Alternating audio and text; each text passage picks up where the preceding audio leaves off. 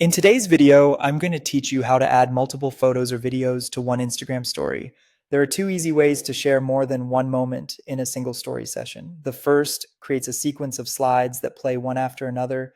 The second lets you layer several photos or videos onto a single story page, almost like a collage. I'll walk you through both so you can choose the style that fits your story best. Start by opening Instagram, then swipe right from your feed or tap the camera icon to open the story camera. From here, tap the gallery icon in the bottom left corner to open your camera roll.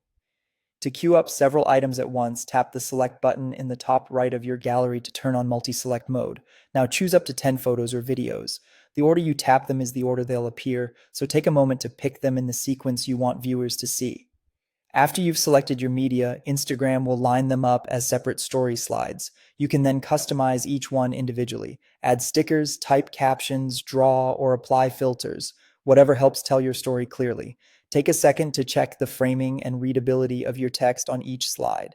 When everything looks good, tap your story to share with everyone who follows you, or choose close friends if you want to keep it more private. All the selected items will post at once as consecutive story frames, which is great for events, travel recaps, or step-by-step tutorials.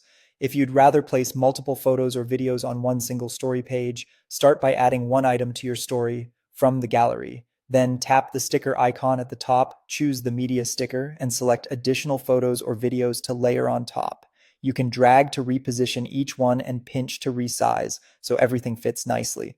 This approach is perfect for a quick before and after, a mood board, or a highlight reel on a single screen. Keep the layout clean and leave a little breathing room so your visuals don't feel crowded, especially if you plan to add text. These methods are available on the latest versions of Instagram for both iPhone and Android. If you don't see the options mentioned, check for app updates to ensure you're on the newest version.